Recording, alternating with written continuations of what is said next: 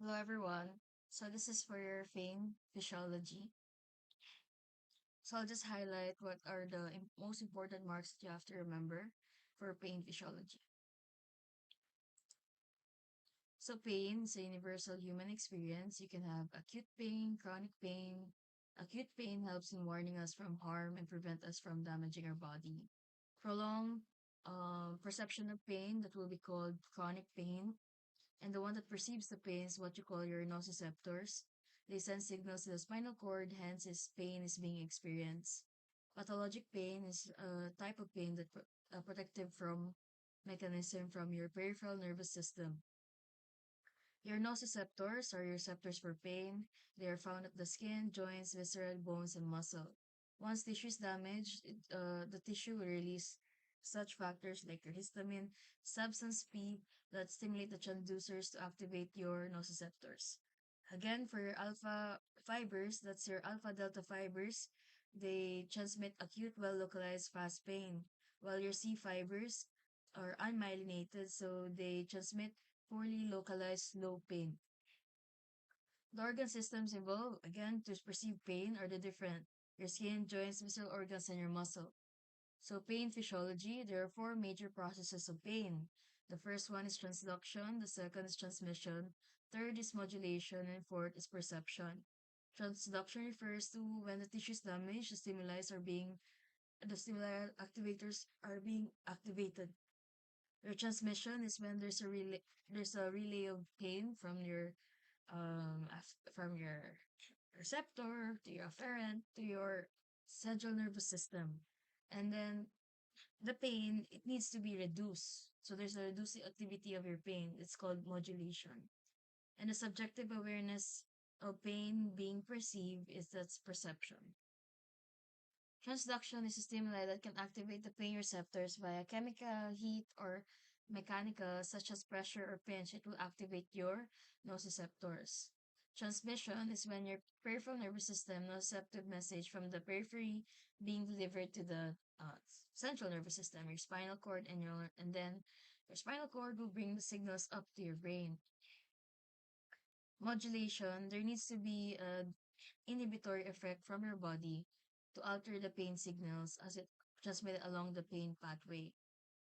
Perception is your own perception of pain. Diyan ka na umaaray or nasaktan talaga. So here's a very important concept. This is called the gate control theory. So your large sensory fibers, like your type A delta fibers, they will send signals sa substantia gelatinosa, and that's the summated transmission. They will send signals of pain. Pero your small nociceptive fibers, yung mga C fibers, they'll also send signals sa substantia gelatinosa. Substantia gelatinosa, this is located sa my spinal cord. So sila yung mag-transmit ng transmission of pain, and this is yung pain ma-modulate ng CNS. Pero since there are two types of fibers that will transmit pain, usually the large fibers will, since they're myelinated and larger in diameter, they'll be the one to receive the pain faster. So if they're the ones who will deliver the pain faster,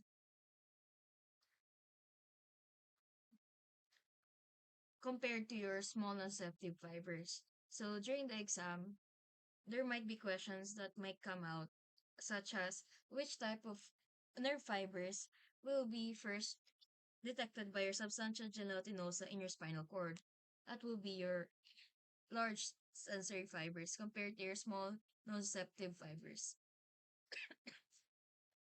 Your gate control theory is the definition. If the signal is carried by a nociceptive fiber, the stronger the general sensation, the pain stimulus can be passed towards the brain.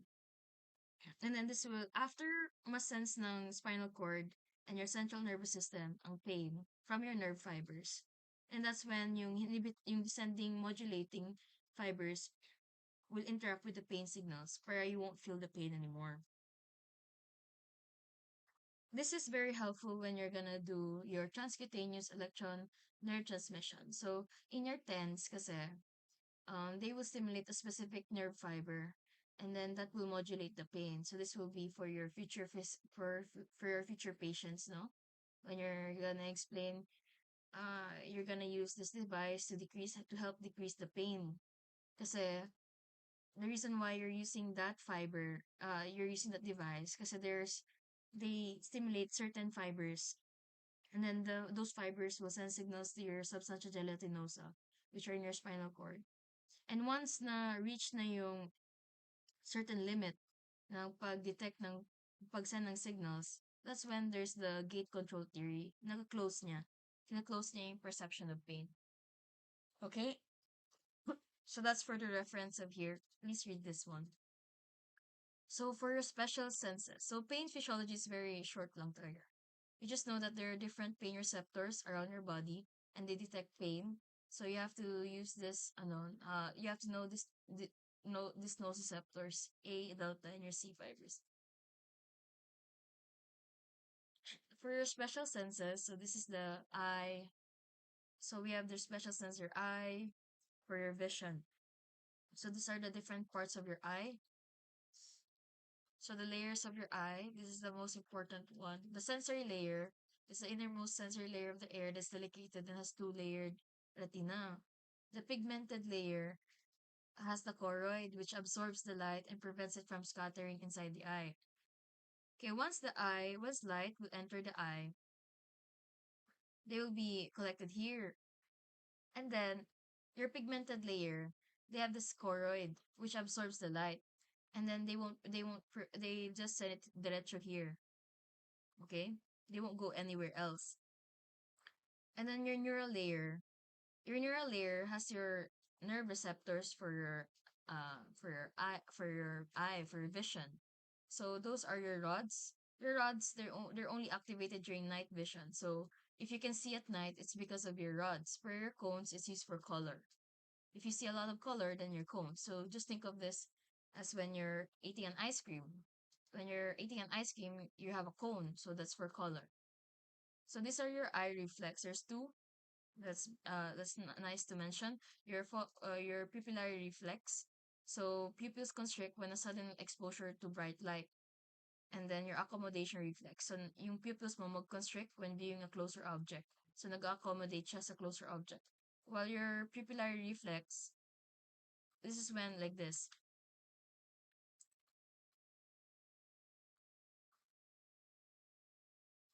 So, as you can see, yung light nag-shine upon the eye, nag-constrict. So, that's your direct pupillary reflex. The one we discussed earlier in the reflex physiology.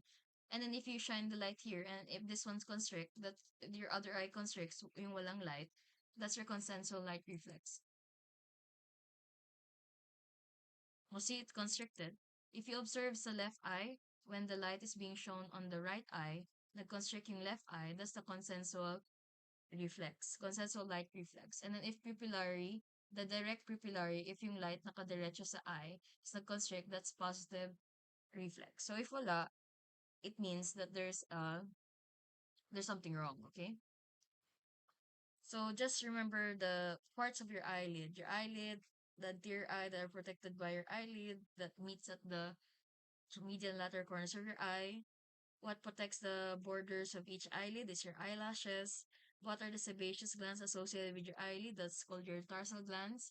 And what covers the parts of your outer eye? That's your conjunctiva. And the one that has lacrimal gland and ducts, that's your lacrimal apparatus. So the one that I mentioned kanina, the layers of your eye. So you have your pigmented layer of the retina. So this is your rods. So rod-like siya, and these are your cones. So they will send signals to your bipolar cells, and then your bipolar cells will send signals to your ganglion cells, and this is where they'll send signals to your pathway of light here. Initially here, they'll go, as you can see, this is your optic nerve. So the one that receives your your vision is actually your optic nerve, okay? So layers of your eyeball, you have your fibrous layer, your sclera, your cornea, the vascular layer, the choroid, and your pupil. So please know the different these things. I'll probably ask them in the exam. Next, for special sense hearing. So you probably know the different parts of your ear. So please know ano yung parts ng external ear. Your auricle, sternal meatus. So this is only 2.5 centimeters in length. And your tympanic membrane. So in your middle ear, those are your bones. Your hammer, your anvil, your stirrup. So please know the other names. And then this is your inner ear, your internal ear, inner ear. So this is your semicircular canals, my anterior, my posterior, and my horizontal. And then this is your utricle, or your round window, and this is your vestibule, and this is your cochlea. So this is your vestibulocochlear nerve, your cranial nerve 8. So your vestibulo, they connect sa may semicircular canals. Meanwhile, your cochlear nerve, they connect sa may cochlea, and then they combine. So this one is for the hearing. So once you hear something, they'll send signals here sa my external acoustic meatus towards your tympanic membrane. So they'll vibrate. Your tympanic membrane will vibrate. And then your bones here, your auditory ossicles, they'll also vibrate. And they'll send signals here towards this one until they're being received by your vestibulocochlear nerve. So the importance of this internal ear is because they detect the equilibrium. So your semicircular canals, they have different parts, diba? So you have the ampulla. At each end of the canal is an enlargement called the ampulla. So your semicircular canals, they contain the endolymph. The endolymph. So yan yung watery part. And then at the end of the semicircular canals is your ampulla, which is yan yung signals. Yan yung where the ampulla, that's the location of your crista ampullaris or your cupula of your crista ampullaris. So your cupula is this one, and this is the flow of the lymph and the lymph. So what's the importance of this?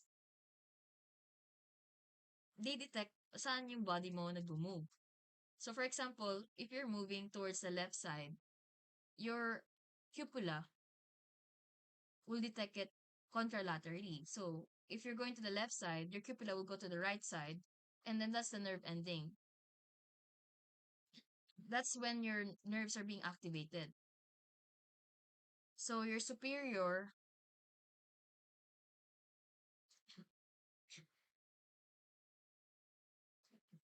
again, your semicircular canals, which is this one, they are the no, they detect angular acceleration of the head. So that's when you rotate the head from left to right.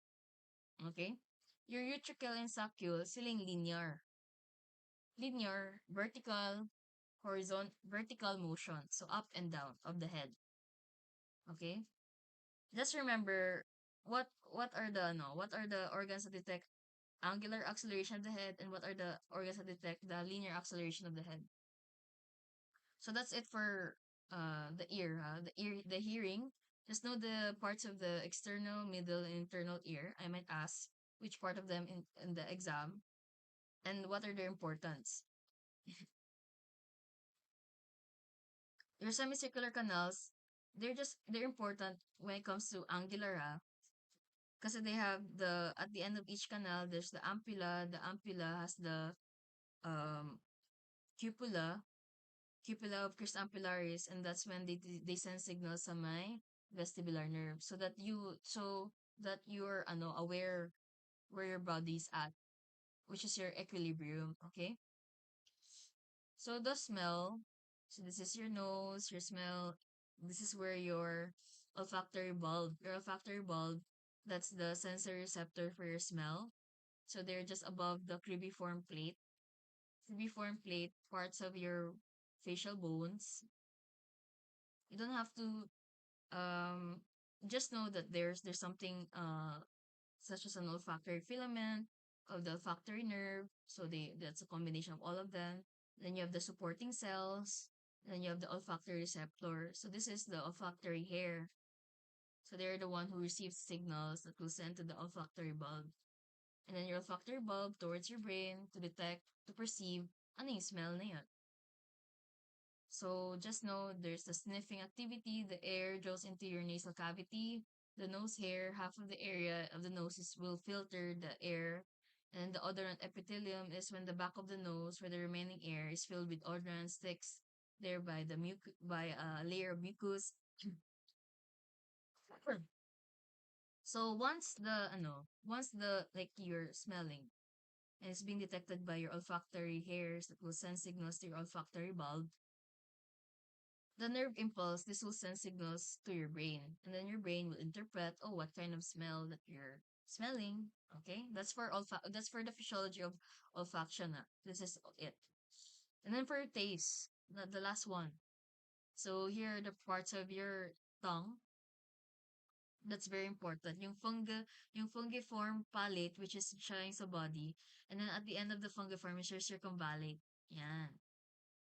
So this is your tongue, your circumvallate papilla, your foliate, and your filiform. So fungiform, filiform, your foliate sa side, and then your circumvallate. So these are your taste bud. Siya yung taste receptor for your tongue. So you'll detect taste. Your taste pore opening. Tapos you have your gustatory hair, your gustatory receptors, tapos your cranial nerves. So where are the cranial nerves located? Usually sa may basal cell para mag-detect ng taste. So your tongue detects specific. So yung naka-color highlight for each tongue, doon lang siya ma-detect. So first sweet or umami, first sweet nasa anterior ear. For sweet like your donut, and then for umami that's the whole tongue, like your tomato. And then for sour, like your lemon sa may side. And then bitters, yung parang pepper. And then salty sa may super anterior talaga. So these are the receptors that will detect your G protein coupled receptor, sweet, umami, bitter, your transit receptor potential, salty, and sour. These are disorders of your tongue. Please don't memorize, but remember agousia, anosmia, hyposmia, and that's my references. I also place here references from the book. So please do read your book. Yung Gaiton, it's quite a lot then. But you should read Gaiton if you want. Okay, thank you.